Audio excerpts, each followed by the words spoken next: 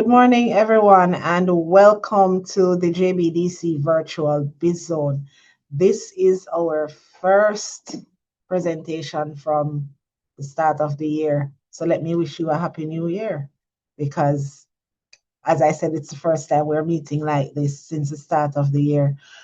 I want to welcome you on behalf of the Jamaica Business Development Corporation to our JBDC Virtual Business Zone session. We are going to be starting today with a very exciting topic. We are going to be talking about artificial intelligence. It is one of the trends that are set to disrupt the small business and micro business sector. And so we have two gentlemen with us this morning who are experts in the area of artificial intelligence. And so this morning, so it's a two-part session. And today we're going to be focusing on AI for small business, work smarter, grow faster. And as I said before, I have two gentlemen that are going to be working with us today. The first one is no stranger to this room, Mr. Christopher Darrell. If you can recall, last year he did two very exciting presentations for us. I believe it was on e-commerce and marketing. So this year we're moving into AI. And so Christopher Darrell is the head of web development at Adtelligent. He is an award-winning software developer who, in his role, manages UX architecture and development to create practical and aesthetic websites. He has over 9 years of experience in software development and holds a Bachelor of Science in Computer Science and Economics from the University of the West Indies. We also have with us Mr. Dr. Sean T. Miller, who is a lecturer in the Department of Computing, also at the University of the West Indies, Mona. He's a passionate researcher and educator who specializes in machine learning and cybersecurity, with particular focus on botnet detection, interpretability in AI models, and the application of large language models in both security and healthcare context.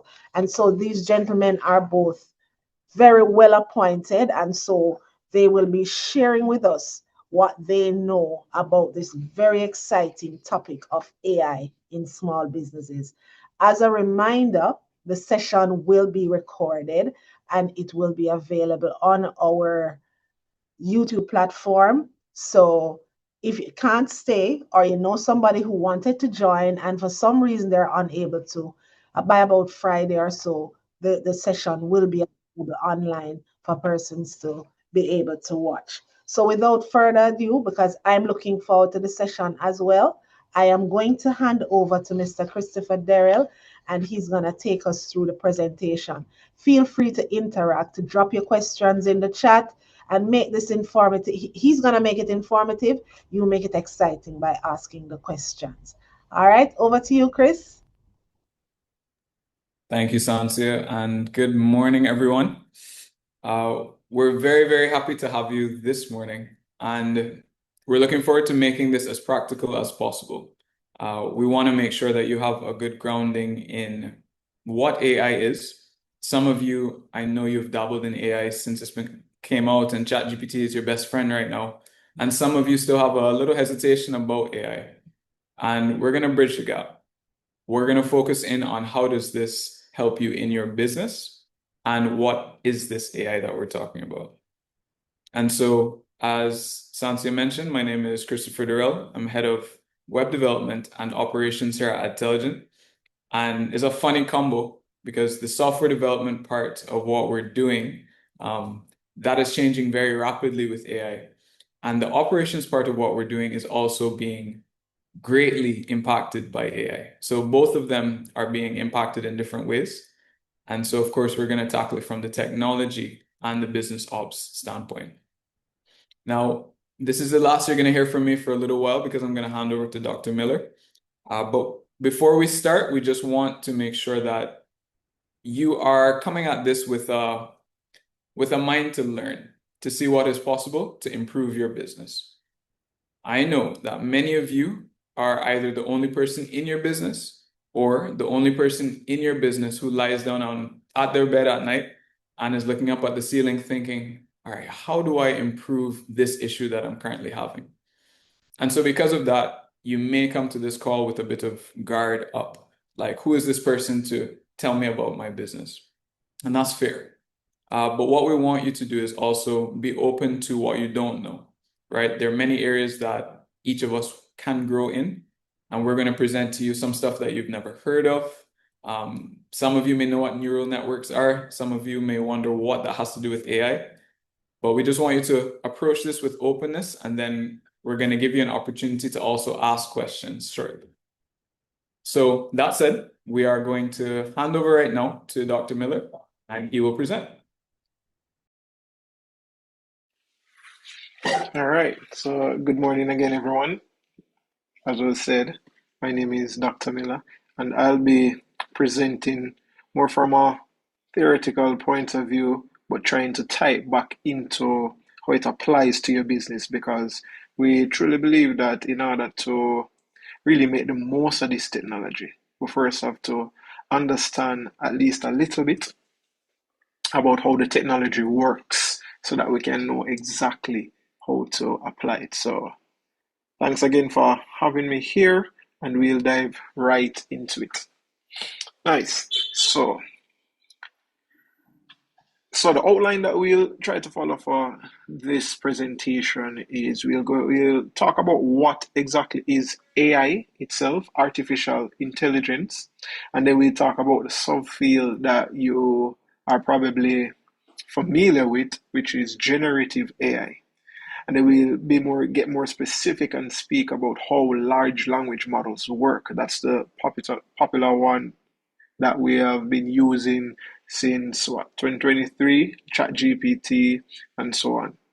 And then we want to give you an example of how we can actually use these large language models, probably in your context, and I'll share an example of how are one of the ways that I particularly find interesting for business owners.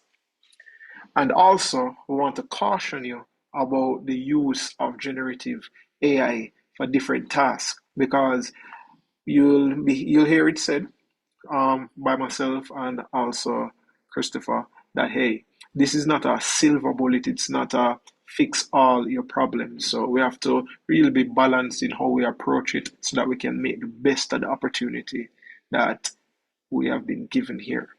Now, let's dive into it.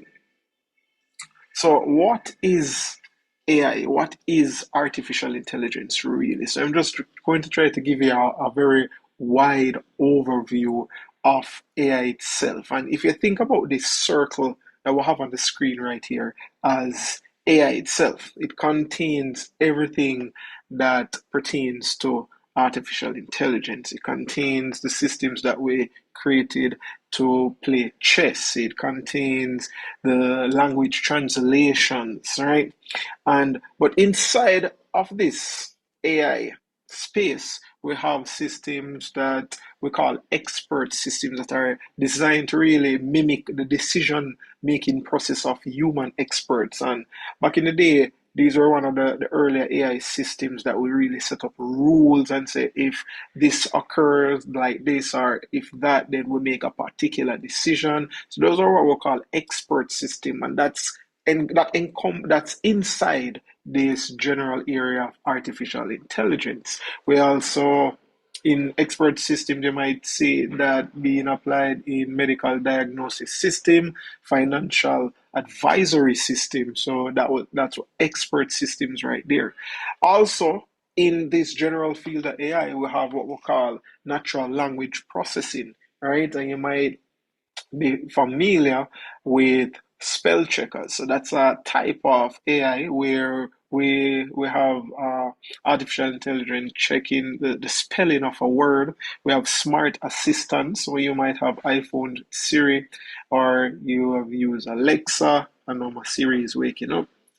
And you may have heard of Google Assistant. So all of this right here is what we'd consider AI. We also have another branch of AI. So all of this, note all the smaller circles are within artificial intelligence. We have computer vision. So this enables the machine to really interpret and understand what it sees so that it can make decision. And that's where we get the facial recognition technology from.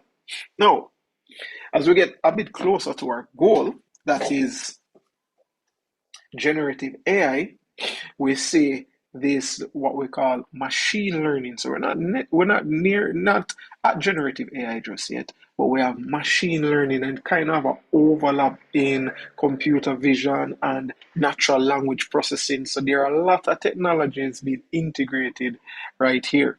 So machine learning, and the idea behind machine learning and what really makes it so powerful is we try to give the machine the ability to learn and improve from experience. So unlike an expert system that we just mentioned, where we had rules and say, hey, if this were to occur like this, then I want it to do exactly this. Machine learning, we give it the information and it's supposed to learn from the information without us explicitly giving it particular directions. So that's machine learning right there.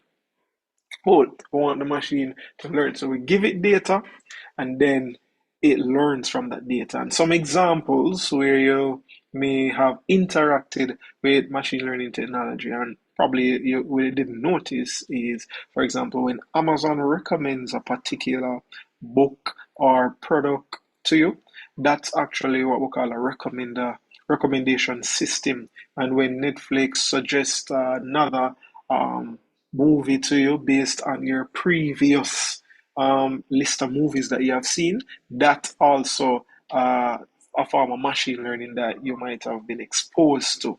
Now, as I said before, note the overlap that machine learning has with natural language processing and computer vision. For natural language processing, it can actually translate language. So you give it the information of language and it learns the ability, it develops the ability to really translate and, as we said before, image recognition. So all that's machine learning. But where does generative AI really come in? And the reason why we're going through all this is because if you understand the where it comes in at this level, you'll be able to make a really good decision as where it can best be utilized in your business. Right? Now, inside machine learning, we have this concept called deep learning, right? And the aim of deep learning is to really mimic the human brain. So God has really created something very special in our brains right here. And the neurons that are inside our head, they are so effective and efficient at processing information that we as computer scientists decided, hey, if we want to really create intelligent system, we have to mimic the ultimate designer. And in this case, in the case of deep learning, what really happens is that we try to mimic neurons that exist in the human brain, and that's how it really works, right? That's a sense of how it really works. We're going to get into details, into a little bit more detail, so that you can know how it works and be able to decide where you want to put it. Now, the overlap between deep learning and natural language processing is where we get large language models, right? You might have heard of some of them, some of the more popular ones: ChatGPT, Gemini, Grok, DeepSeek, Claude, etc. Nice. So that is the what is AI. And now you understand the history and where it's coming from and what it's actually doing or trying to do. That is, we want to ask the question, what is generative AI? Right? So generative AI really refers to artificial intelligent systems capable of what we call creating new content. So I'll use air quotes for creating new content for now. And examples of the new content that it will create, such as text, images, music, or speech based on patterns learned from data. So there are different types of content that you can create. And this right here, it has saved me a lot of time. And I know it has saved a lot of persons a lot of time as well. And But what does this generation actually look like? What can it really and truly accomplish? What can it generate? So if we look at example right here, we can generate text, music, images, video, code. It can really generate a lot. It can really generate a lot. So that's what that when we refer to generative AI, that's what we're talking about. Something that it takes information. So remember that we said machine learning, we give it the ability to learn from previous data. So we give it previous information. So for example, for text, we give it previous text, and now it's able to generate new text based on what it has learned, based on the patterns that it has learned. And that word right there is important. Patterns that it has learned in previous information, previous data that we have given it. And that's just the same for images, music, video, and code. Now, let's look more specifically at large language models. So the ones that most persons here um, have been using. Let me see the hands of anybody here who has never used a large language model. I don't expect any hands, but let me just check. If you have never used a large language model like ChatGPT, Gemini, if you have never done it, nice. So everybody here has interacted with a large language model of some form, right? Now, understanding how it works, and I keep repeating this because I say different owners and different persons who want to make the most of artificial intelligence wrongly think to themselves that hey, it can literally do anything.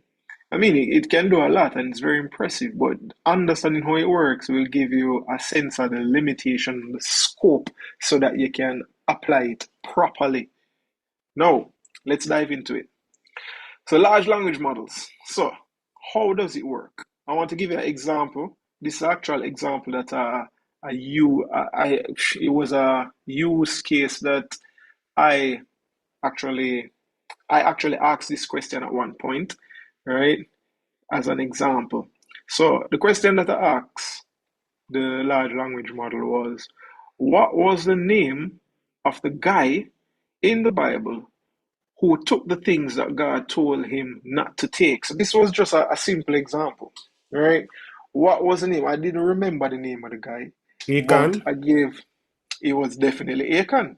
It was definitely Achan, but I didn't remember the name of the guy at the time. So I asked the large language model, what's the name of this guy? And I gave it the context, right? So I tell it that, hey, he's a guy in the Bible. So he's a guy in the Bible, and he took the things that God told him not to take. Now, the response that I get was the correct response. It says the person that you're referring to is Achan in the Bible. Achan took the forbidden spoils from the city of Jericho after God commanded that everything in the city was to be devoted to destruction. This story is found in the book of Joshua, specifically in Joshua 7. Now, it gave the correct answer, but how did it give the correct answer? That is what we need to understand so that we can accurately and effectively apply it. Let's go. So let's look at this. When we actually type something into the large language model, what this particular brand of AI does, it picks out keywords that it thinks is important and would carry the most meaning in giving a response, right? So it might feel like what the guy Bible told God told. So it analyze it and look at the most important, what it feels is most important in the particular sentence that you're looking at. And it tries to map these words in a sort of in a in a space so that it can come up with a response. No, how does it come up with that response? So based on the words that it maps as all right important and the attention that it gives to these words, it will actually then suggest words that would most likely be meaningful words to answer the question. And it does that one at a time. So it's really a probabilistic model. So the probability that when it's responding, so it will literally choose the next word to respond. So I give it that question, it looks at the most important words that it thinks is most important, and then it decides one word at a time what should be the next word that I print on the screen. And in this case, for like just giving an example, let's say the top words that came to its mind, it was they, when, what, book, apple. And it had a 93% confidence that, hey, we should say the next, or it should say the next. Then it puts the. And then after that, it gets a probability at a list of other words based on the words that were in my comment just now, my question just now, or prompt. It gets the next word and it keeps going until there's a termination point. And the details of how the termination point is chosen is outside the scope of for us right now, but that is how a large language model actually makes a response. So it goes there and it realizes a person, and then it keeps going all the way to the end. Now, it's important for you to understand how it works, how it thinks through a response, so that you can know, all right, what should I trust this with, and what should I really keep doing myself. And if you understand that, hey, this thing is literally just predicting the next word that it should pronounce, that will definitely help you make such a decision. Nice. Cool. Now, let's dive into some examples of what we want to see as it relates to the generative AI. Now, one example that I like to show, and I think would, well, be useful for you guys as well, is image generators. And I know most persons here probably have heard of image generators, but I literally test this. I think I was using Gemini to generate this. So design a logo for my bakery called Jake Cakes. That's all. So I put that in Gemini and I said, hey, I want you to design a logo. And it gave me that.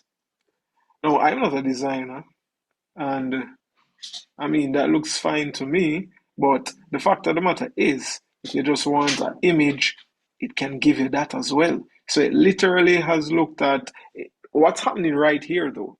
Gemini is what we call a multimodal model, meaning that it can understand text, image, music, and even video. All right. So it generates this and it gives that to me right there in a few seconds.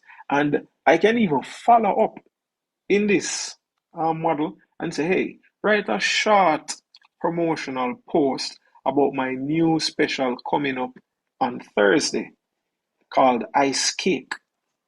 So I followed up in the same conversation and asked it to do this right here. And it did just that. It said, get ready for the coolest drop, right? And the thing is, if you're somebody like me and not very good at posting on social media, this will definitely help you out.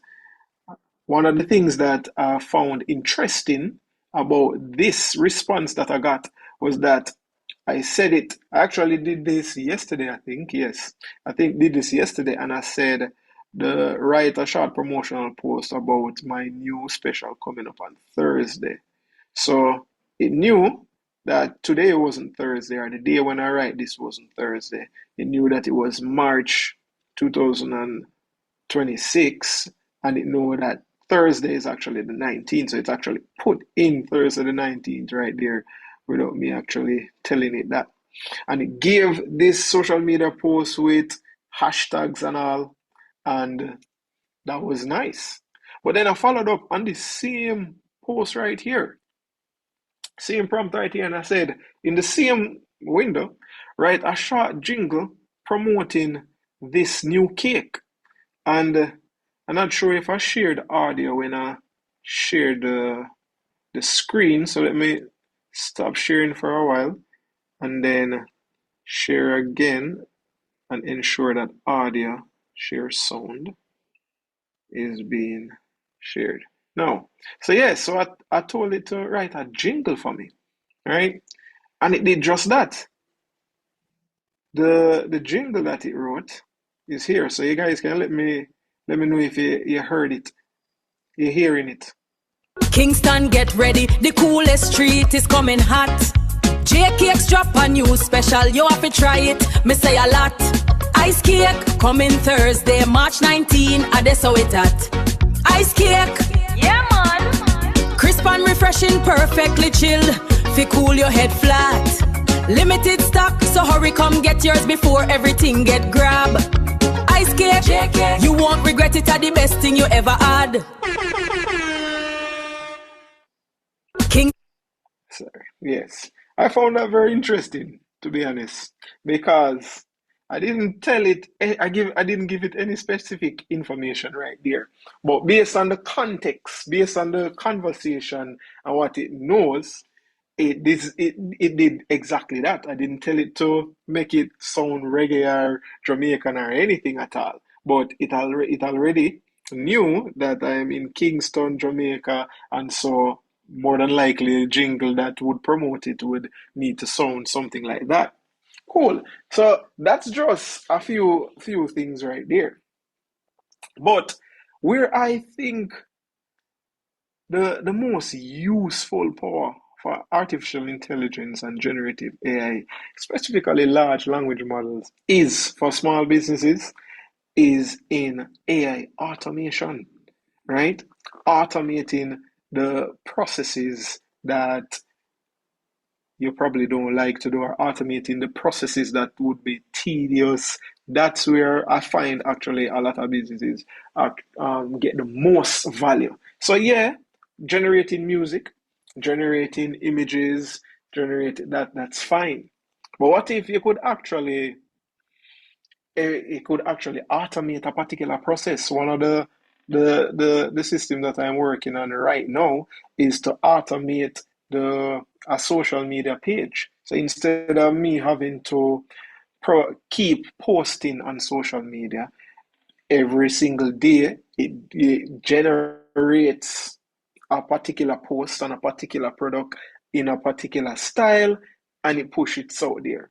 So imagine the entirety of that process that I just went through. This itself is easy and nice. I mean, because it would take a long time to actually get a designer, design something, and then write a social media post, and then actually go out and post that along with the jingle that you actually have to now go and create, not to mention all the struggle that comes with audio recording.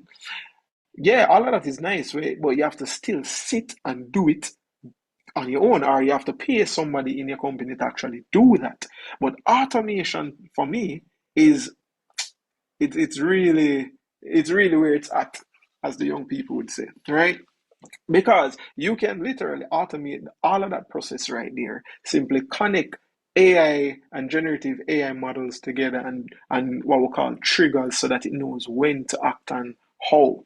Now, this particular setup that I have here, this very simple example, just to show you, we have automated a workflow that monitors my email and reads the subject lines, and then forwards to me on WhatsApp any message that appears to be from a potential client wanting to buy cake. So keeping with the cake theme right there.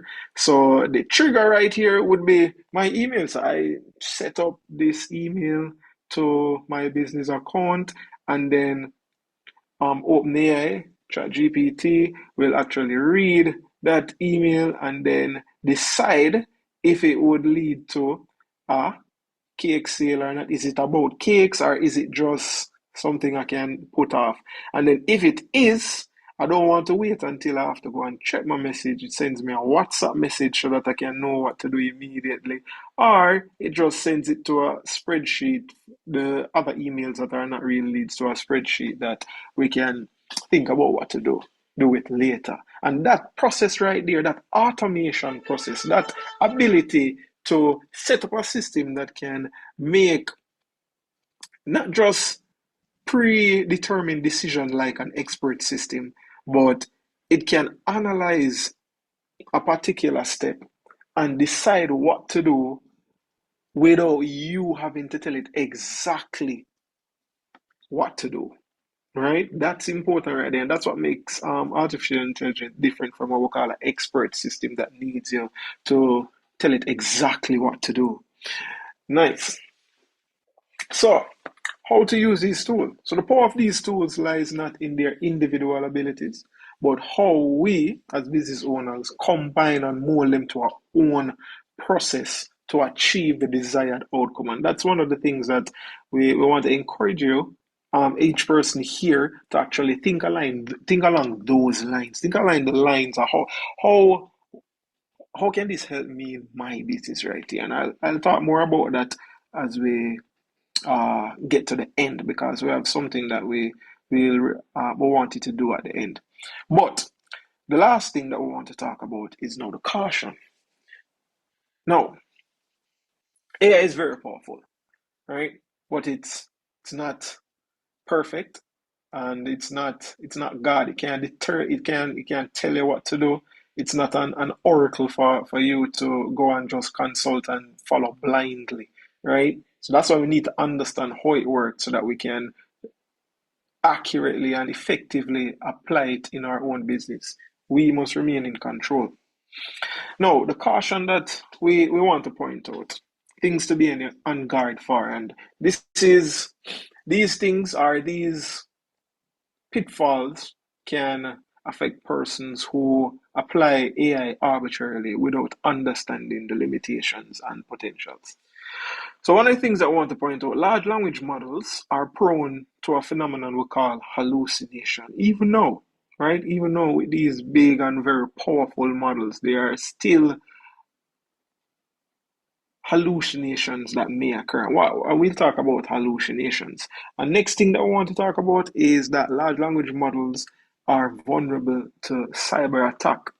The other day, I made a presentation on specific cyber attacks that are detrimental to large language models. So let's talk about hallucination. So large language models are prone to hallucination, as we say, where they generate outputs that are factually incorrect or entirely fabricated. Now, and why does it do it? We're not sure. We're not exactly sure why it outputs those type of information. Does it do it all the time? No, it doesn't. So this lack of transparency in the generation process poses a significant challenge in ensuring the reliability of LLMs. Now, what we have to do is design our workflow, design how we integrate AI into our business in such a way that even if it hallucinates, it won't affect the business at all. And there are ways to actually get around that, and checks and balances that can be put in place. And let's look at this example right here. So this is just an example that somebody else found out. Who was the first person to walk on the moon? And to be fair though, this was early days when AI, early days, it's just the other day, but AI was coming up. But it's just an example. You ask the question, who was it the first person to walk on the moon? And it actually gave an incorrect response right there. Please summarize the following article. So we're seeing summarization task where you give the AI a task to summarize a body of text, and it probably changes information or delete important information entirely, right? So you have to know the type of task that it should be applied to and should not be applied to. Now, furthermore, LLM-based systems, particularly those that function as agents for web search or similar tasks, are vulnerable to cyber attacks. All right, cool. These vulnerabilities can be exploited by malicious actors to manipulate the model's behavior. So the large language model doesn't really know when an instruction is given versus when this is just information to be used. And as a result, if your system or how you apply large language models to your business is not done correctly, anybody can get in touch with that LLM, can have that potential of causing harm to that system. Right? As I say, this is not to scare, but it's to caution so that we know the limitations. And there are ways to actually mitigate against this, but it has to be said so that you're aware. So the attack for this type of attack, an attacker would, you have different types of it. You have direct prompt injection and what we call indirect prompt injection.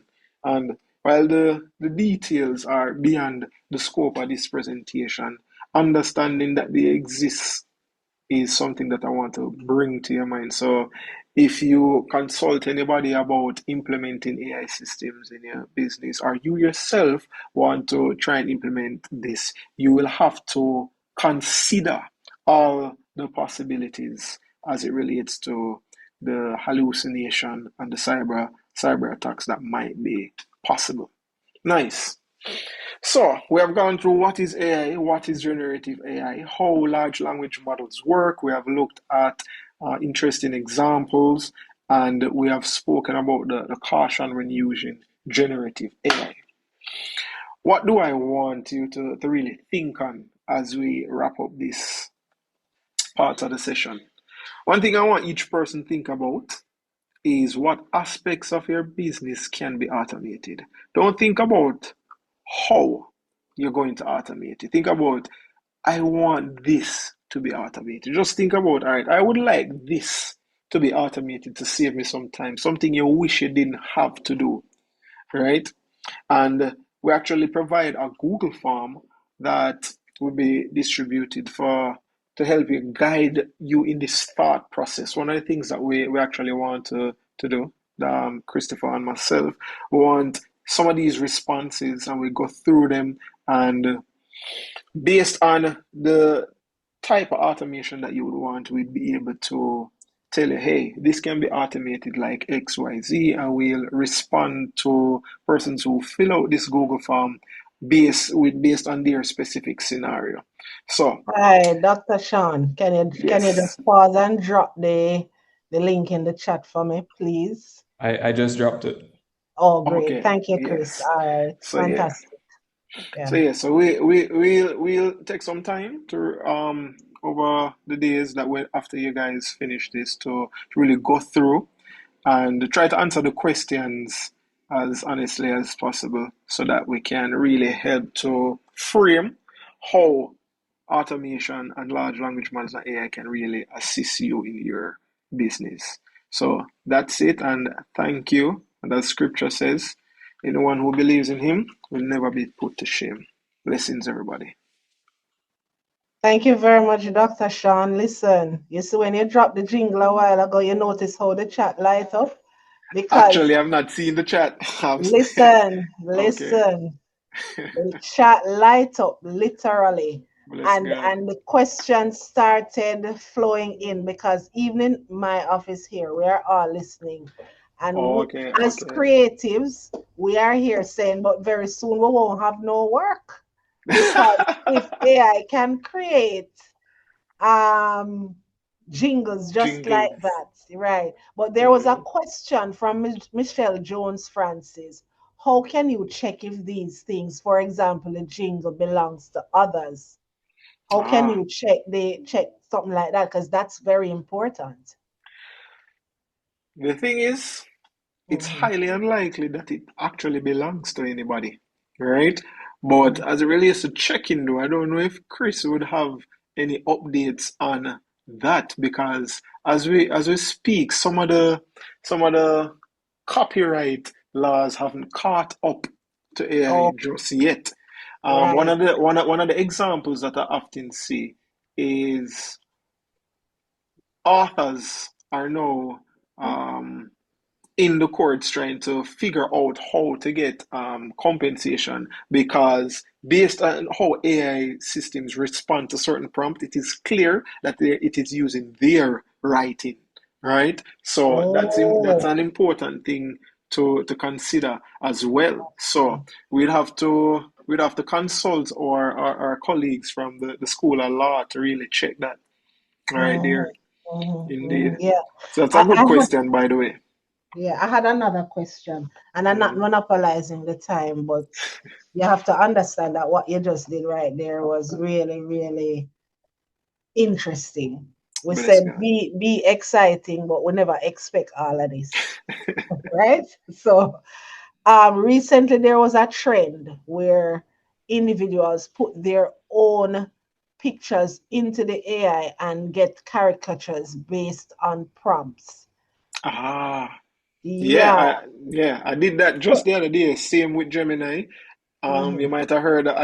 Well, you might have heard of what they call nano banana. So that's Google's model for manipulating photos. So the other day, I was actually trying it out because there was an image that I wanted to edit for my mother's graduation, and I mean, it never really worked the way I wanted to. But you can edit videos like that.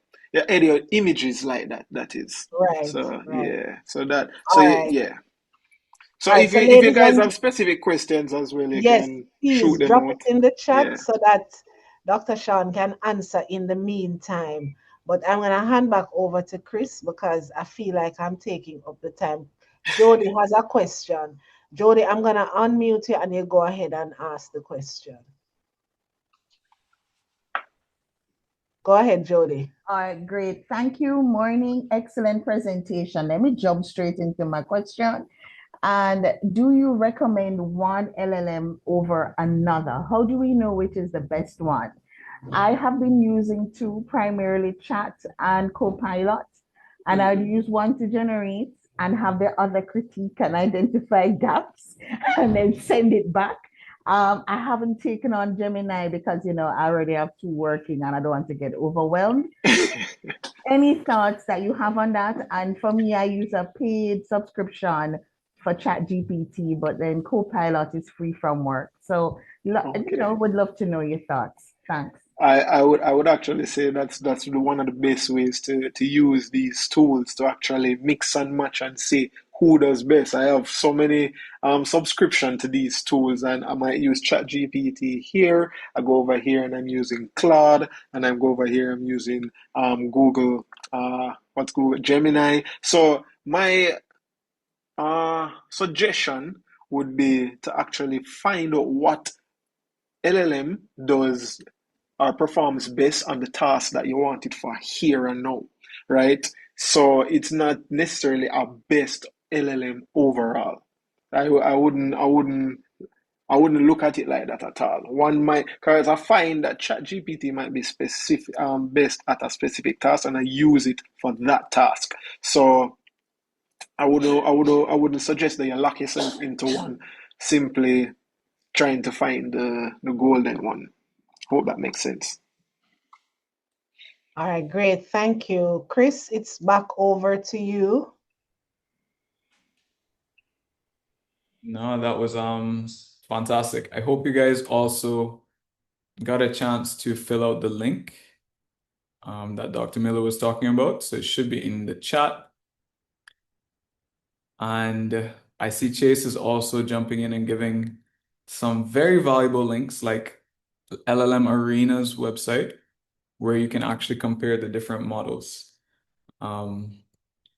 So yeah, I'm surprised there weren't more questions though for Dr. Miller. I think some of the questions that were raised, I think we're in awe. I think that's what it is. I think so We're too. just sitting here and saying, my God, we're Yeah, gonna be replaced very soon. and that's So, actually a big part of what I'm going to talk to you all about today.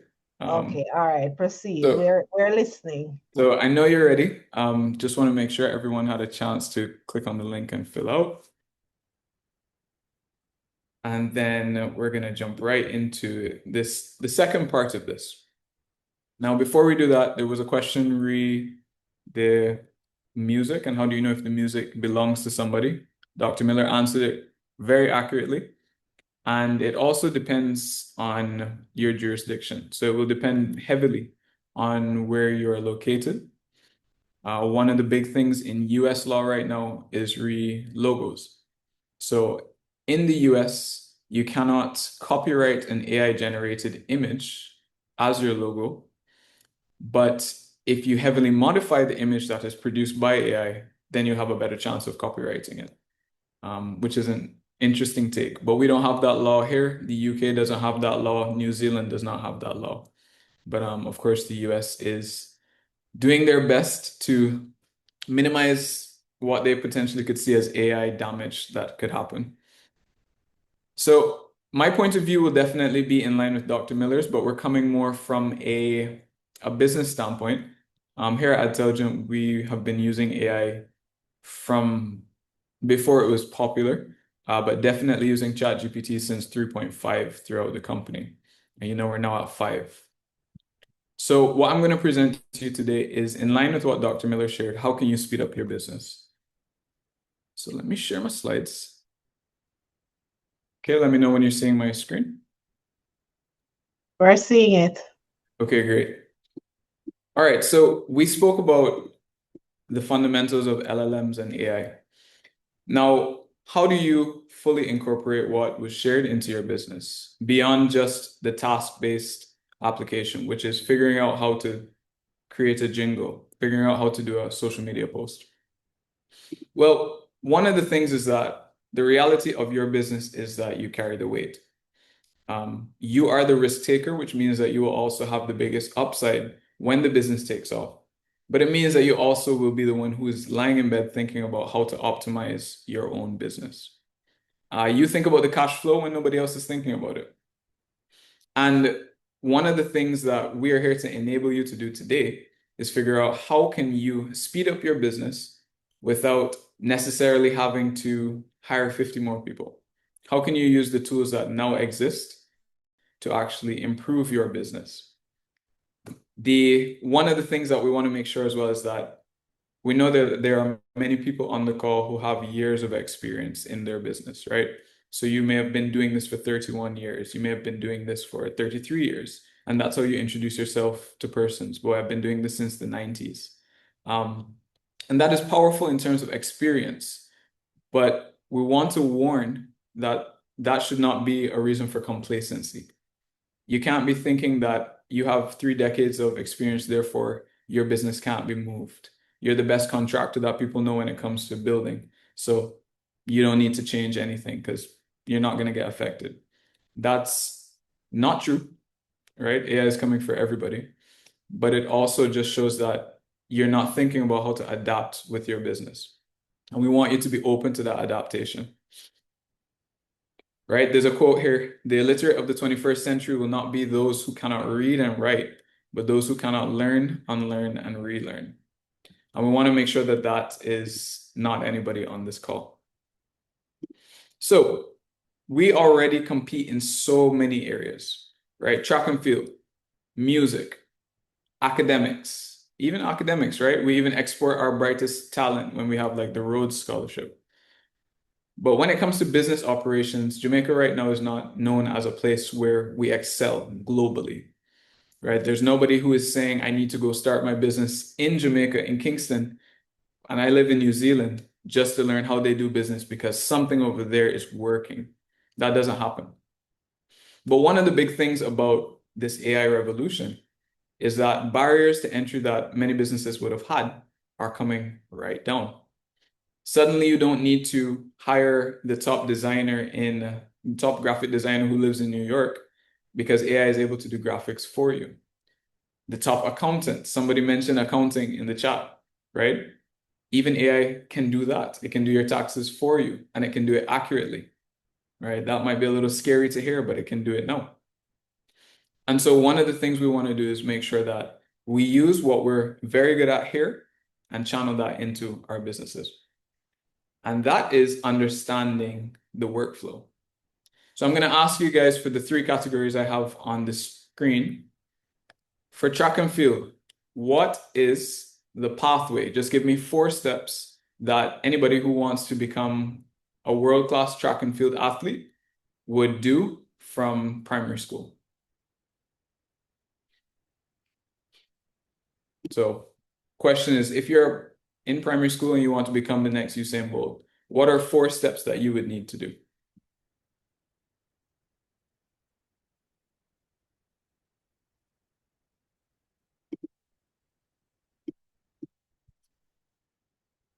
So I see start I'm training. gonna say train, yes. Train is important.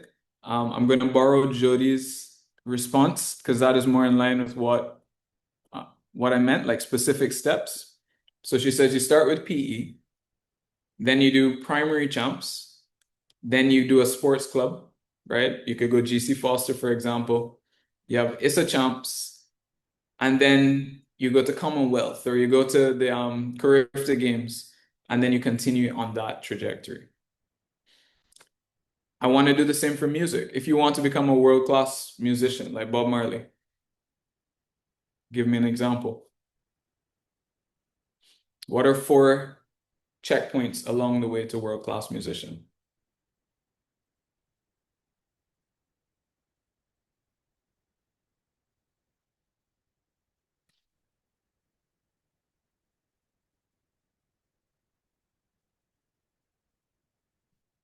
So same question, different application.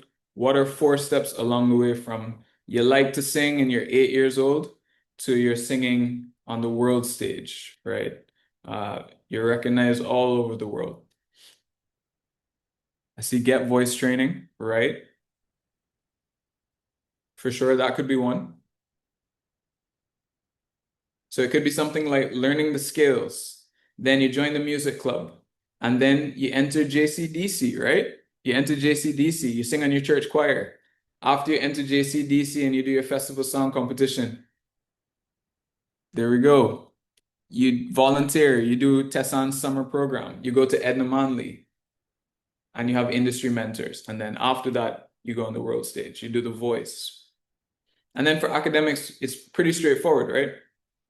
You start in the school that you need to go to high perform. Then you can do extras. You go to whatever top school that you applied for. You could go to university, and then you apply for a Rhodes Scholarship, or you apply to go overseas and study, and you stand out in your field.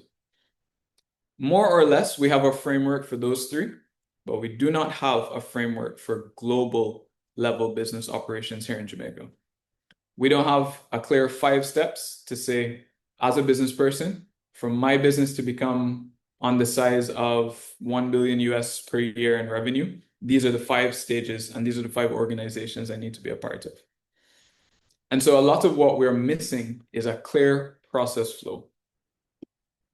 Now, how does that apply to AI, right? And thank you guys for participating. How does that apply to AI?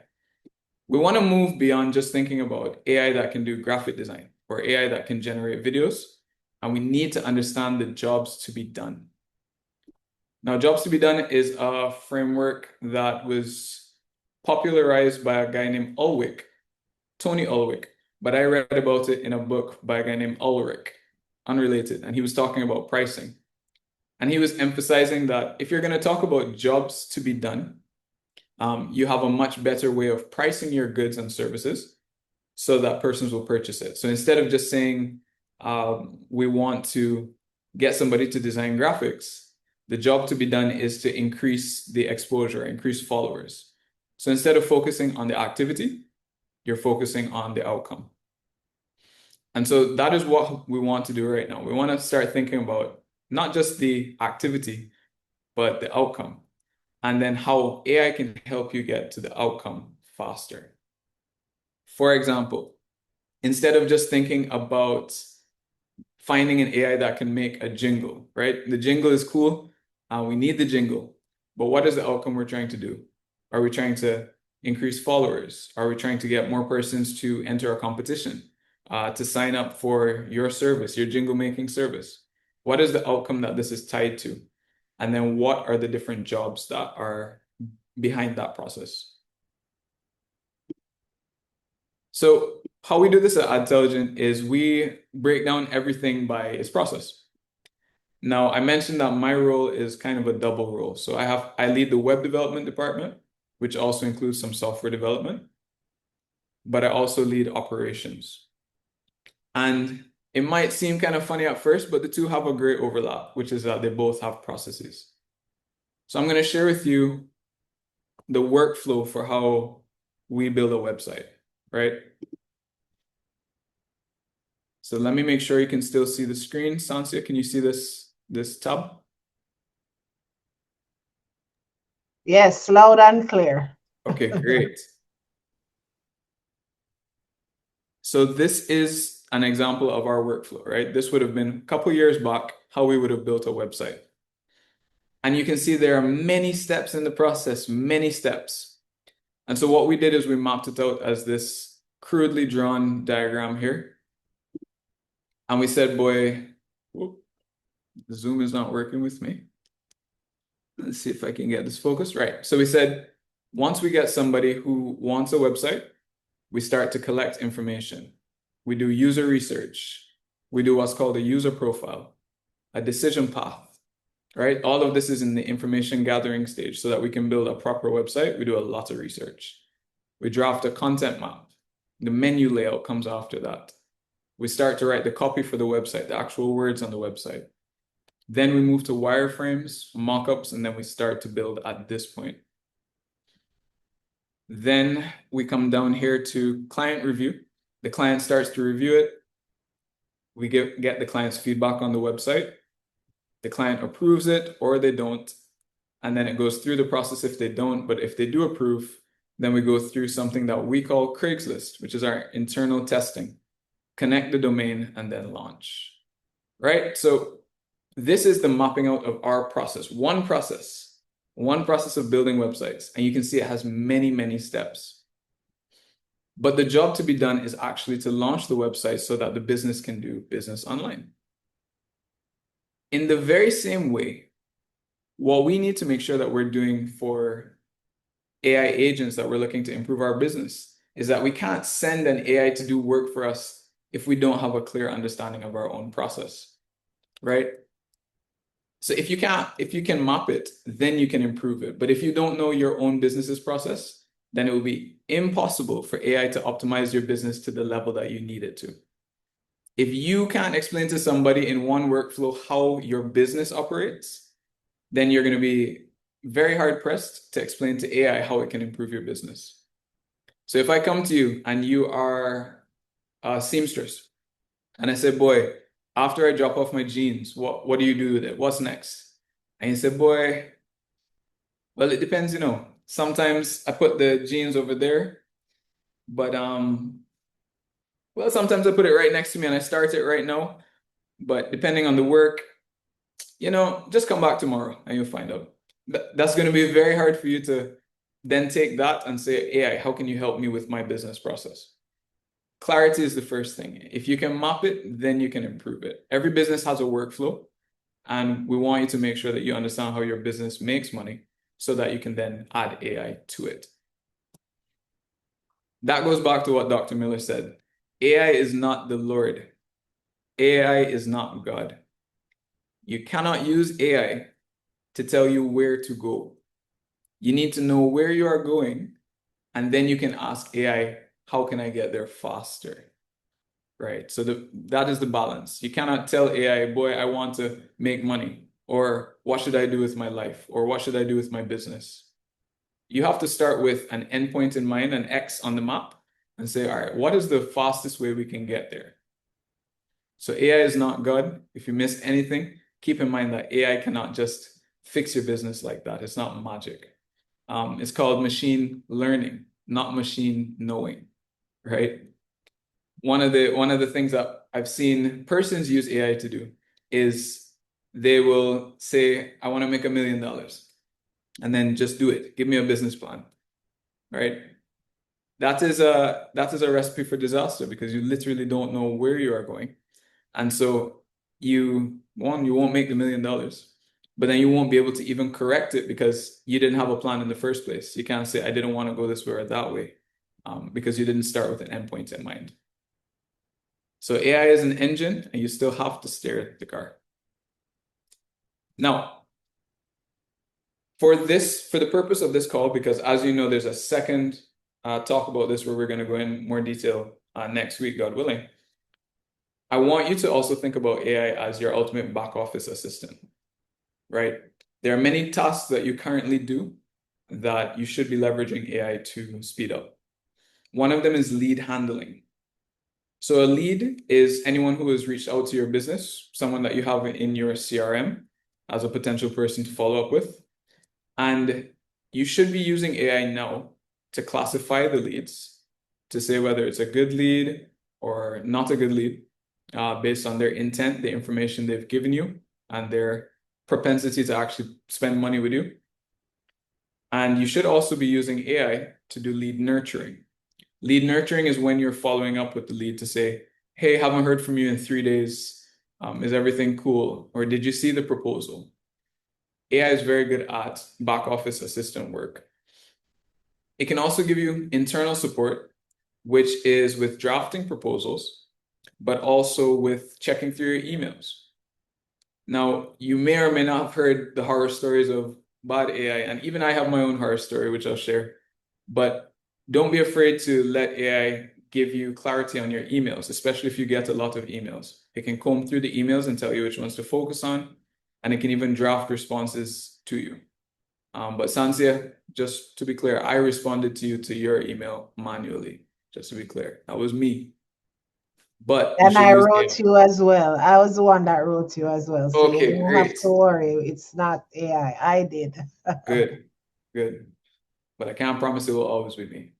But no, that's an area that you should be aware of, and I would highly encourage any business person to get AI to read through their emails and draft the response. Notice I didn't say send a response, I said draft it, because you still should review it. And then scheduling logic, creating calendar events and invites, that is an area that AI can prosper in. Now, I also do think that persons should start getting used to AI doing more technical tasks and more mathematical tasks, like pricing and also, filing your taxes, creating a first draft of your SO4 or SO4A. I would recommend testing AI for that. And I'm sure we have some accountants on the call, but definitely I would recommend that as well. So what I want to do now is do kind of an idea of how you can look at different types of workflows that you would have. Because as I said, you can only automate what the AI, you can only automate what you understand from your process. So I want to look at a couple examples. So we have cake baking, we have lawyers and litigation, safety equipment, consulting firms, and then I'll give you one for Adtelligent as well. And I want you to walk me through what would be a potential workflow for these different business types. So we'll look at cake and we'll look at consultant just for today. So the question is, how does someone who does baking, and if there are any bakers or persons who make wedding cakes on the call, please feel free to jump in. But how do you go from getting a new customer, someone who's interested, all the way to the end of your process? Walk us through your steps. So the question is for the baker, what is their process? What is their workflow? You don't have to give the whole workflow. You can give steps from the first time somebody reaches out to the last point. All right, so the first step I have here is order form with required information, confirmation with customer, deposit for confirmation, execution, and delivery. Okay, are there any more steps that anyone would add?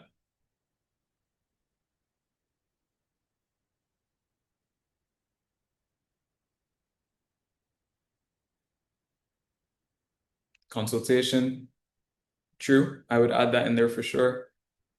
Sample testing, agreed. Mock-up, interesting. All right, I see Michelle Jones-Francis says get ingredients. Yes, that would come under execution. Purchase ingredients from suppliers, correct.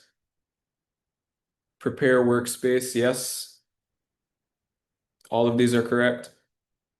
What else? So this is for the baker.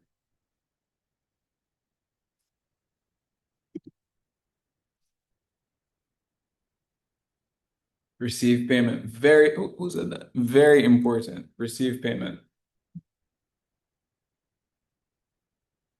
Inventory management. All right, break that down a little bit, Sahari.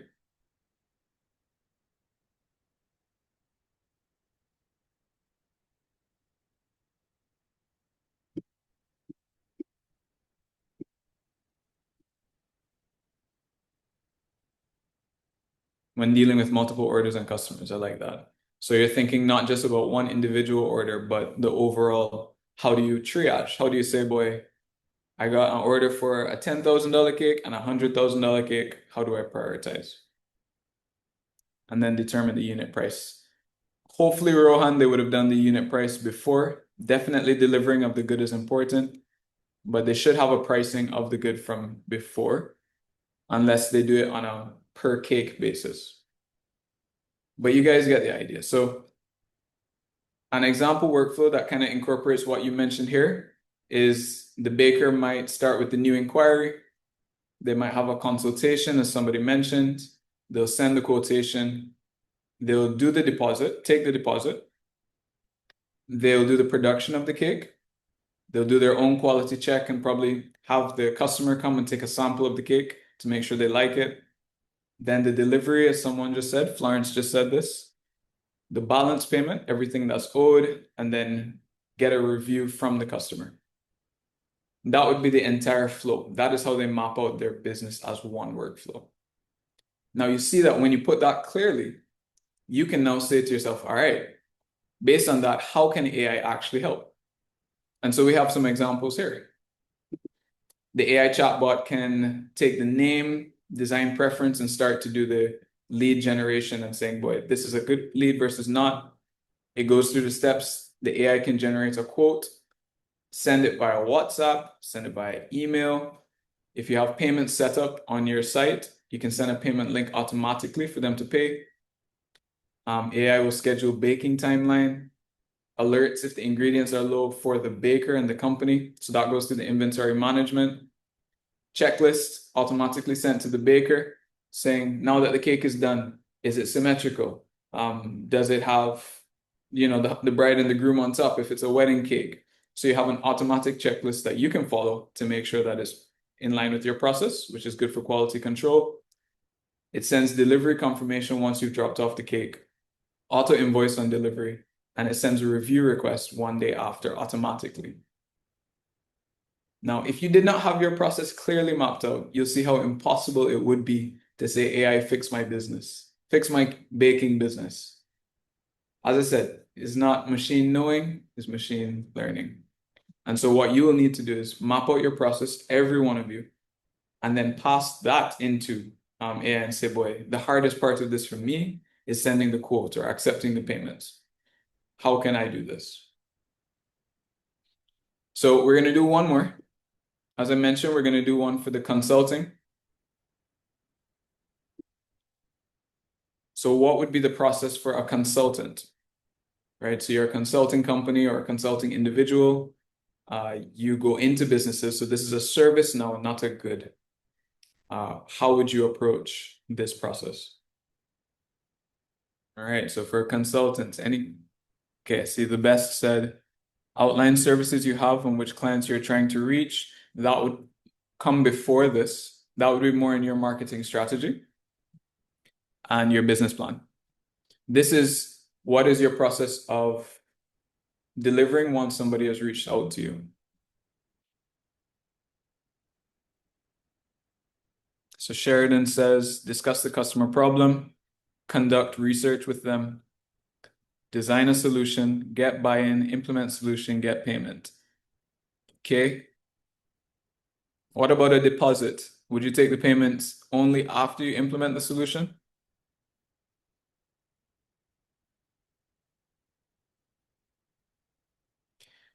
Michelle, you would use, so Michelle's question is, after determination of my process, I'll use a suitable LLM to help design the process.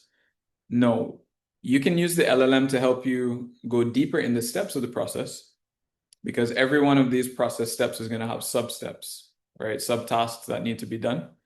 And you can work with the LLM to get feedback on your process. So for example, if you've mapped out your process and you said in your process you only take payment after you deliver, you can say to the LLM, does this make sense? Or are there any better models based on existing businesses? Then it will come back to you and say, maybe you should take a deposit before and after. But what we're talking about here is AI agents. So agents that will actually help you do the different steps, not just tell you which steps to do. Yeah, no problem. All right, so I see Karen Tomlinson also mentioned same process, consultation meeting with the prospect, prepare a proposal with details and cost, get deposit, provide the training, do evaluation, provide feedback, and next steps to client to implement learning, right? Very important, because consultants typically don't do the implementation themselves. And then final payment. That looks really very clear. So I'm going to run with that one. I see, and then also mentioned identify need. And what I'll show you is the sample that we have for that. Again, it will vary, but you have the lead, the referral arrives to the consultant. Then you have the discovery call, you draft a proposal, you do the scope, timeline, and investment in that proposal, share it with them. Contract and deposits, you'll take a deposit up front. You do a kickoff meeting. You do delivery phase by phase. Client review points so that the client can tell you if your plan is working or if they've been implementing it. And then final delivery and invoice and a retainer. And again, these steps are areas that AI will be able to help you do the step. So we're not just talking about it telling you what steps you should do. It's not giving you more work. We want to focus on what can it do for you. And the core of this is we can't help you automate the process if you don't know the process yourself. All right, so I think that would have been pretty clear. Now, I wanted to share with you that there are some tools that I would recommend that you start looking at so you can actually practically get some of this done. And we spoke about this. I'm going to come back to that slide. But a few tools that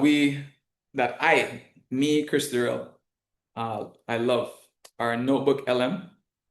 That is good for businesses who want to do deep research and synthesis. So if you are trying to understand industry reports, maybe your business is tied to how a larger business operates. So maybe you need to know how Separate is operating and what their losses and gains are. Or maybe you are just trying to understand investments that other companies have made or financial reports. Or maybe you just want to understand your own notes. Notebook LM is very good beyond just educational purposes because you can feed all that heavy data in and ask it to break it down for you in an easy to understand way. It can turn it into flashcards for you. It can turn it into a video for you, a presentation. And it's very good at synthesis, bringing things together. And it's free, importantly, free.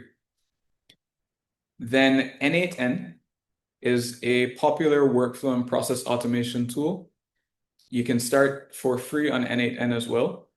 But what it does is, if you remember from Dr. Miller's slide, there was a slide with different actions that were tied together.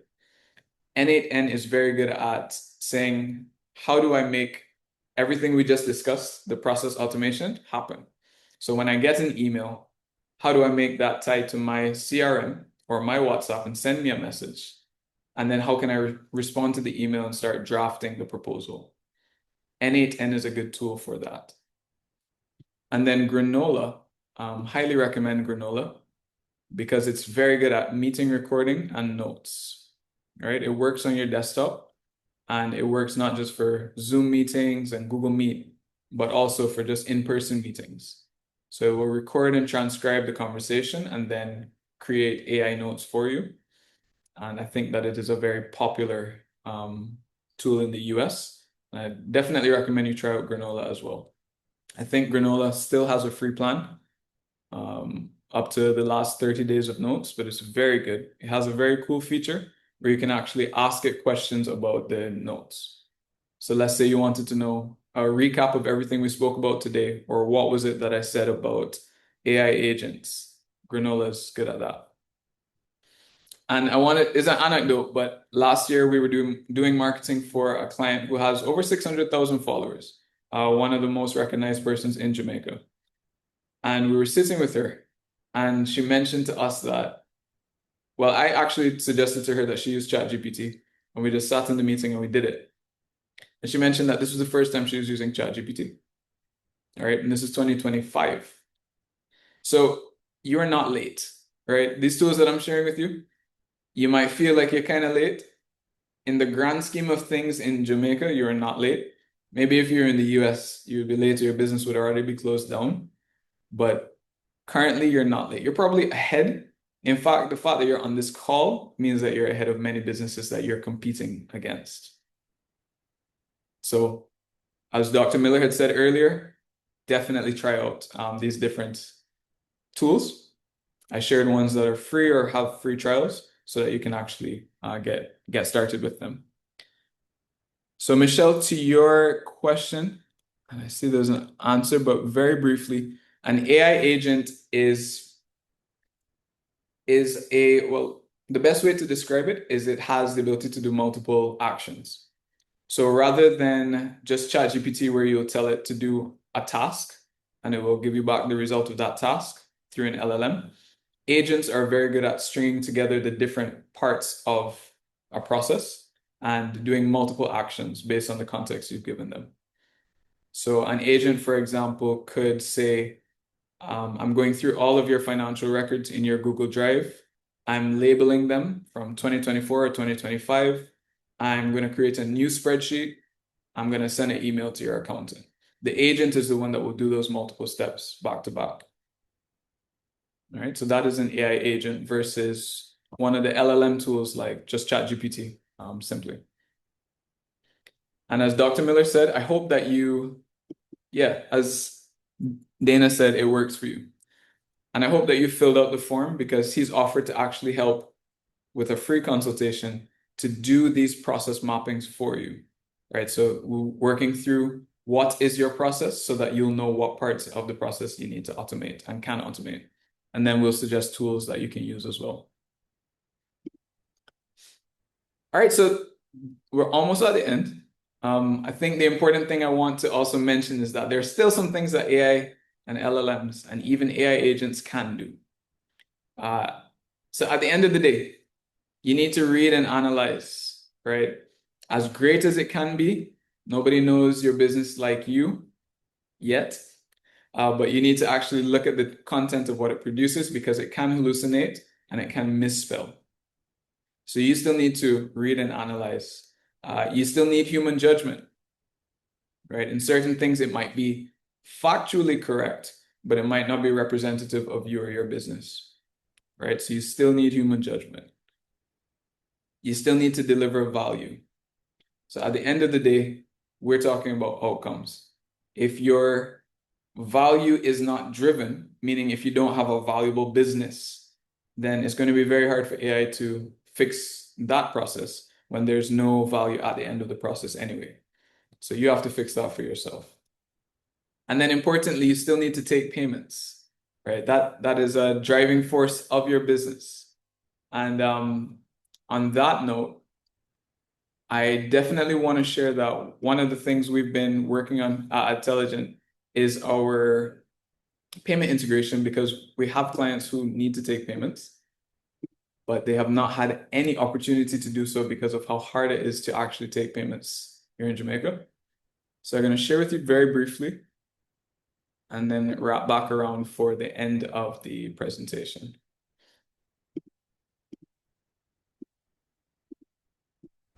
If customers can't pay instantly, they bounce. That's money walking right out the door. Meet AdPay, the seamless payment integration built for businesses. Install, connect, accept payments today. AdPay connects directly to your bank account and creates a smoother, more secure checkout flow directly on your website. That way, customers feel confident completing purchases anytime and anywhere. AdPay is perfect for businesses selling online, whether you're a retail store or you own a restaurant, whether you do professional services or you have an online hosting event. No matter what you do, AdPay is perfect for your business. If you're already using Wix, you can install AdPay in just a few clicks and start setting up right away. And if you don't have a Wix website yet, no problem. We can build you a professional e-commerce website or a clean landing page optimized to use AdPay. That way, you can start accepting payments quickly and seamlessly. Setup is simple and can be done in 3 easy steps. First, install AdPay on your Wix site. Then, you're going to follow the guided setup inside Wix. And third, follow our documentation to learn how to set up your account. After that, you're good to go. Ready to start accepting payments on your website? AdPay. Business your way. Get started now. Visit adtelligent.net/AdPay. Right. This is an area that we're passionate about because you can't do business if you can't take payment, right? Unless you're a nonprofit, and even they need to take donations. And so if this is something that you are interested in, please definitely reach out, and we'll get you set up as well so you can take payments online. So that said, that's about it. Let me just make sure that I covered what I... There are 2 questions in the chat, Chris. Okay, let me pull up the chat. So they're asking if AdPay is a global service. Can it be used with other websites? Can it be used by institutions? Are there limitations? Lots of questions. So Wow. I suggest you look at it's about the last 5 questions. Okay. Okay, so let me read them for you. You can just answer. Thank Is you. AdPay a global service? AdPay is a global service. From what I understand by that, you're I asking guess if it's Go ahead. international, if it's like Cash App or PayPal or those kind of... Right. AdPay is set up to accept payments globally. I think that might be what they're asking. So anybody in the world can pay, right? Right. Once it's a MasterCard, etc. And it's built on a payment infrastructure that is regional. So while we're starting with Jamaica, if somebody in Costa Rica needs to use AdPay, they're good. Barbados, Trinidad, Suriname, we already have it set up so that you can accept payments in your local currency. So it's not just for Jamaica, if that's what you meant, Jody. If not, please confirm. Yeah, she's good. She gave a thumbs up. Cool. The other question, can AdPay be used with other websites? So, right, good question. Right now, we're starting with Wix. Wix is a platform that we have a high level of mastery in, and our clients love Wix because it really gives you invoicing, proposal writing, emails all in one place, so you're not using multiple tools. So right now, it's focused only on Wix. All right. Can it be used by institutions, and are there limitations for those who use it? For this, no. Well, are there limitations for who uses it? Right. There's no limitation. It can be used by nonprofits, it can be used by schools, and it can be used by corporate, private sector. The limitation would only be that they must have a merchant account because it's using the official merchant account system, and that would be with the 4 banks that we support. So that's NCB, First Caribbean, Scotiabank, and First Global. Okay, great.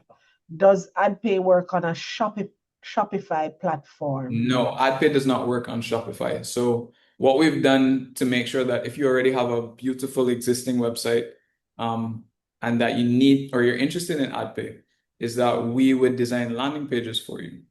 So you don't have to take down your main website or rebuild your whole website, but you could have what's called a subdomain, something like shop.mybusiness.com. Okay. Does the funds go directly to the business's bank account? Absolutely, Shanike. So our model is a little different from split payments like Stripe does. It's also a little more dangerous, but we have a monthly invoicing process. So because of how BOJ works, we can't hold your funds. Right. You have to get all of the money to your account, and then you get an invoice for the percentage at the end of the month. And then if you don't pay that, then we can lock it off. That was what I was gonna ask you, if there is a payment, right? So the next question, oh well, you answered this already. Is it integrated with our JA bank accounts? Yes, And it you is. name the accounts that the branches rather that it can be used. Any plans for AdPay to be integrated into WordPress websites? Not right now. We are focusing on Wix. Right. Yeah, not right now. There are payment solutions for WordPress, but one of our goals is quality control. So WordPress, we've found over the years, because we've been doing this for about 8 years, it can be either very good and very expensive, or it can be susceptible to a lot of attacks, a lot of vulnerabilities if you don't set up your website correctly. Versus Wix is very secure, never been hacked, and it really gives a good experience to business owners. If we already have a website, can we migrate to Wix? You can migrate to Wix, and we'll help you set that up. But if you don't want to take down your old website, which even as head of web, I wouldn't recommend that if it's working for you. Right. We would do a subdomain. So instead of taking down adtelligent.net and switching it, you can have shop.adtelligent.net, and you can have links between the two. All right. Whoa, 1 second. What's the cost to set up a website via Wix? And can the information that is already, well, you answered that it can be transferred. Yeah, it can be transferred. Yeah, So but if you have a asking WordPress what's the website, cost. you can pull it in. The cost is on the site. So I'll send you the link here. So it's adtelligent.net/adpay, and it depends on which size you want to start with. So it can go from anywhere from 2.5 up, but definitely reach out. Considering a special for those who are on this call, just because Sansi has been very good to us at Adtelligent. Thank you, Chris. 1 second. I'm going between multiple pages right now because I'm being asked a lot of questions. No problem. All right. Somebody's asking about seeing a template of the landing page. Sure, I can get that for you. So let me also address something. For the landing pages, they will be templated. However, we don't do just a template where we just change the name. Because at the end of the day, that can't really represent your brand. So it still will require us getting your color scheme and adjusting that and the wording. So I can get you one of the templates that we would use. We actually have I can actually show you. Maybe I'll do that in a couple minutes. Or we could actually try and multitask, Sansia, one of the most dangerous things. Yeah, I don't want to type information here that I'm sending to persons emailing me. Right. So let me actually take you through our demo site. So that you can see what AdPay is, because there are other payment platforms on the internet, and you need to be able to compare eyes wide open. What we are going for here is a seamless approach, as you heard in the video. So let's say you had, let's say you have products, right? AdPay works with hotel bookings. If you have an Airbnb, you'll be able to collect payments that way as well. But let's just say you wanted to purchase this sofa, this very affordable sofa. And it looks like we only have 2 in stock. So we'll add it to cart, checkout, and then in this case, it has free shipping, but it would collect your delivery details. Because I've used it before and I've signed in, the details are already there. You get to the checkout with AdPay.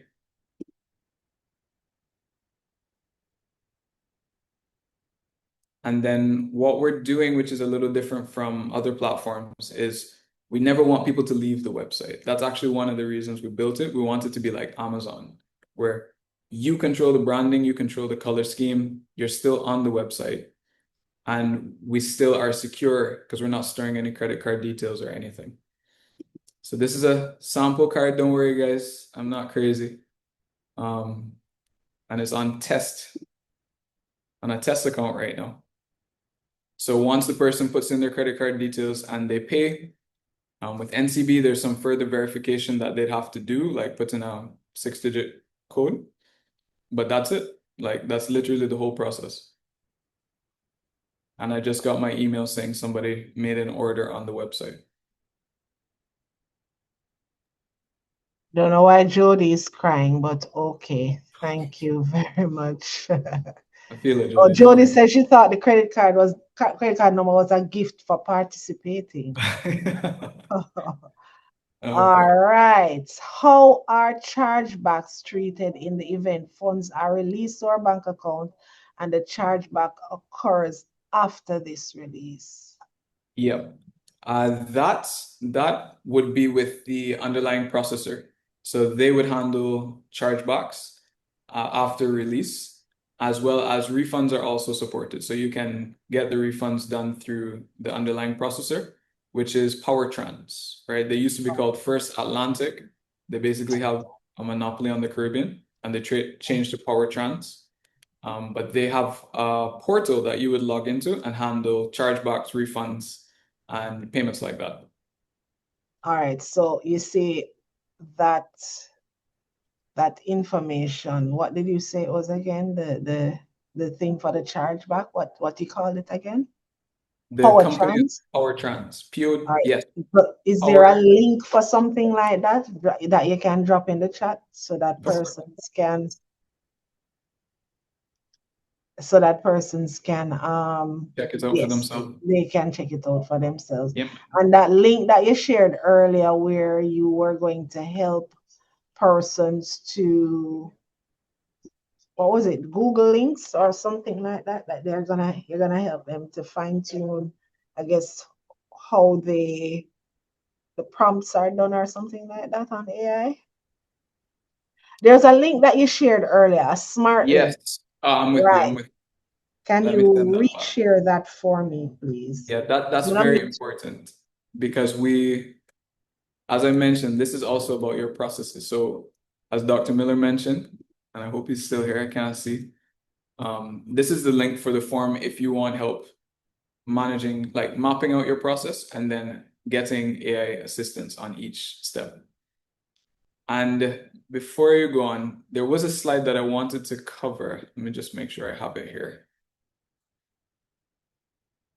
All right, I don't know if I have it here with me, but there was a hackathon or a competition that happened Sunday. And we had over 1,000 registrants, over 100 teams come together to build software solutions. Now, not going to take too long. It was fantastic. I was invited to be a judge, so we had the very hard choice of selecting the winner. But one of the things that stood out is that anybody on this call who does not use AI to speed up their business, there is a generation that is waiting to eat your supper because they use it almost natively. I think you need to say that again. Right? They are sitting, the ideas of the businesses that they created in 24 hours and to help with perennial larceny, to help with CCTV systems, reporting, just faster delivery of goods and services. They are waiting, I read a LinkedIn article saying that what AI is doing is it's not really taking jobs in the way that people expected, but what it's doing is at companies that have employees, what they're doing is when somebody leaves, they're not quickly replacing them. That's how it's taking jobs. They're saying, all right, now that they've left naturally and organically, can this role be done by AI instead of quickly hiring to fill it? That's right. Yeah, I think that people who use AI will definitely replace those who do not. Yeah, very interesting information. All right, another question. Can you use it, and I suspect this is AdPay, if you don't have a website? No, you will need a website. Right. I figured as much, but I wanted to ensure that the questions not out there. Do you have plans for AdPay to facilitate payment plans for customers? We do. So currently, recurring payments are not supported, but we do intend for it to have the ability to do recurring payments where the card is automatically charged. What we currently have is a setup where if you have a service that takes a deposit, for example, so let me show you that really quickly. So you would be able to take a deposit for this 12,000 GMD service, for example, has a deposit of 3,000. So if the visitor is booking your service right now, then they're only going to pay the 3,000. And then on the dashboard of the site, you'll be able to send out an invoice that they can actually pay from the back end of the site. Okay. And that is more on the Wix side than the AdPay side. But it's important that's why we want to deliver on Wix, because you have invoicing built in. You can do your payments, your tax reconciliation. So it's basically your business in a box. And if you remember from the last presentation, like I know Karen was here and Jody was here, our goal is not to give you an online brochure or website. You need an online branch, and a branch does business for you. And so this is just a part of your branch.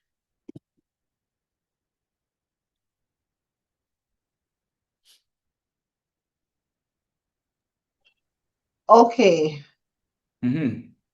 All right. I see Karen Tomlinson hand up. It's been up for a minute, but there's one last question Sure. that I want you to answer from the chat. What platforms are best for short courses for AI learning? Dr. Miller, are you here? I know Yes, may he's have. still here. Okay. Let me unmute him. Go ahead. Where? All right, he hasn't unmuted. Greetings. Okay. Yes. Yes. I just came back here. So are there any You platforms want me you to? recommend for short courses in AI learning? AI learning, specifically for this. So I know of the one that Google has, but I don't know if there are any others that you'd recommend. The ones that I know are mostly technical and not very related to application, so to speak. So yeah. So I'm not sure how deep you want to go, Colin. Yeah, that is it. Yeah. If it is more in-depth, Dr. Miller is a lecturer at the UWI and his PhD was in AI, so he would definitely be able to connect with you on LinkedIn afterwards and discuss. For short courses, Google has a new AI certification for businesses that you can add to your LinkedIn after you finish. And Coursera has a great course by Andrew. His last name is NG. I think he was one of the founders of Khan Academy or something like that. But he has a course on AI that you can check on Coursera. Okay, great. All right, so I see where Karen is asking her question in the chat. So I suspect she no longer wants me to take her hand. The question is, I had asked a question before in the chat, but it was missed, which is why I put up my hand. I had asked if this would only work if your prices are on the website. For someone who provides a service, this would not be the case. That's a beautiful question. So let me show you what you would do on one of the things I love about AdPay. So this will be for Karen.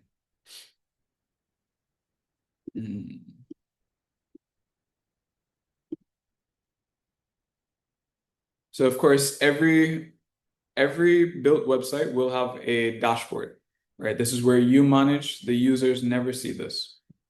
So let's say you have a service that is custom pricing, never on the website, and you want to actually send a proposal for that. You would be able to go to the dashboard of your site. Let's see if I can find this right now. I might just use the search, proposals. And you would create the custom pricing in here. So this is a test proposal I would have prepared. This never hits the website, but you put your pricing for your consultation package. Then is it one-time payment or is it split into multiple payments? You get to choose. You get to design the proposal as well. So right? So this was a sample proposal for a wedding shoot, but you have many templates you can choose from. You send it to them for them to sign. And then what they will get, Karen, is they'll get an email with the proposal, but they'll also get either a price quote or an invoice to pay. So like I said, this is a branch rather than a brochure. So you'll be able to have them click on the invoice and pay from there. So this invoice was sent. I'm going to preview it. Let me just open the link because I know time is upon us.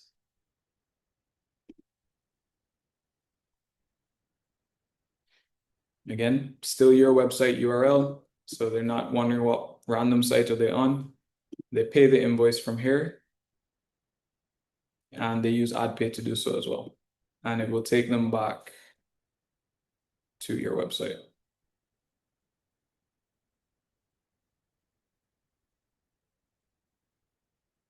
Right? So it works perfectly even if you don't put prices on your website.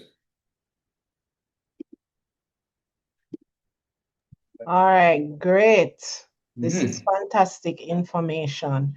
So what's going to happen now is that I'm going to invite you all back next week, Tuesday, same time, same place, because we are going to be doing another session with Chris next week. And I just want to share with you what the theme of that one is going to be. It is the 3 C's of business in the AI age: communicate, comply, and control.